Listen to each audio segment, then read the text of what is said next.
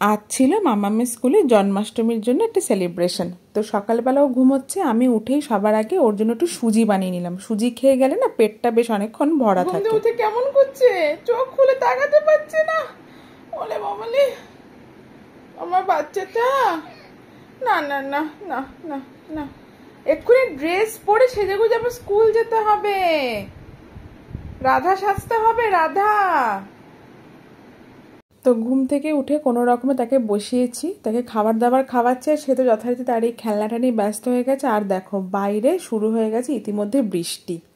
বাইরে সমানে বৃষ্টি হয়ে যাচ্ছে। বৃষ্টিটা একটু ধরতেই মামামকে নিয়ে বেরিয়ে পড়েছি। মামামকে না বাড়ি থেকে আর রাধা সাজায়নি, ওর ম্যামকে ফোন করে বলে দিয়েছিলাম যে ওকে আমি স্কুলে গিয়ে রাধা সাজিয়ে দেবো। জল কাদার মধ্যে রাধা এরকম ড্রেস পরিয়ে নিয়ে যাওয়াটা খুব মুশকিল। স্কুলে আসার পরে ওকে রেডি করিয়ে দিয়েছিলাম, ড্রেস পরিয়ে সমস্ত আমি কিছু নিয়ে এসেছিলাম ব্যাগে করে, কেননা দেখলাম বাড়ি থেকে আনাটা খুব মুশকিল হয়ে যাবে। আর টোটো করে আসবো তো, যদি সব খুলে ঠুলে ফেলে তখন মুশকিলে পড়ে যাব।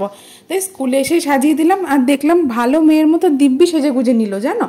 আর এই যে ওকে স্কুলে দিয়ে আমি বাড়ি ফিরে এসেছি। আর এবার আমি যাচ্ছি ওকে আনতে। আর স্কুলে গিয়ে দেখছি খুব সুন্দর ডেকোরেশন করেছে, যে হ্যাপি জন্মাষ্টমী এরকম একটা লাগিয়েছে।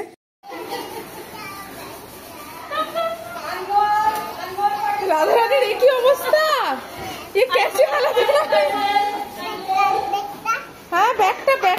আর সারাদিন এইটা পরে ছিল, দেখো নিজের কি অবস্থা করে নিয়েছে। ম্যামরা আবার দেখছি ওড়নাটাকে ওরকমভাবে বেঁধে দিয়েছে। যাই হোক, এবার ওকে টোটো করে নিয়ে বাড়ি ফিরে যাই, গিয়ে খাইয়ে দাইয়ে ওকে ঘুম পাড়িয়ে দেবো। আজকে মামাম একটু বেশি টায়ার্ড ছিল, স্কুলে আসলে ওরকম জামা কাপড় পরে বিভিন্ন রকম অ্যাক্টিভিটি করেছে।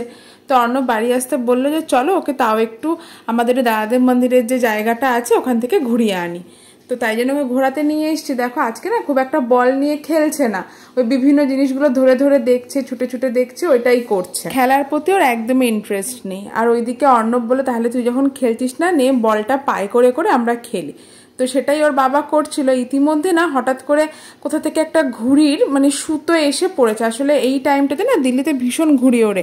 15th অগস্ট জন্মাষ্টমী এই একদম অবধি ঘুড়িটা উড়বে, ওই বিশ্বকর্মা পুজো অবধি। তখন অর্ণব রশিটা ধরে টান মারতেই ঘুড়িটা নেমে এসছে ওপর থেকে। তবে ঘুড়িটার আমরা বাড়ি নিয়ে আসিনি, ওখানে একটা বাচ্চা ছেলে ছিল তাকে দিয়ে দিলাম। আর এই দেখো ও যথারীতি এখানে বসে বসে জল খাচ্ছে। এবার আমরা বাড়ি ফিরবো।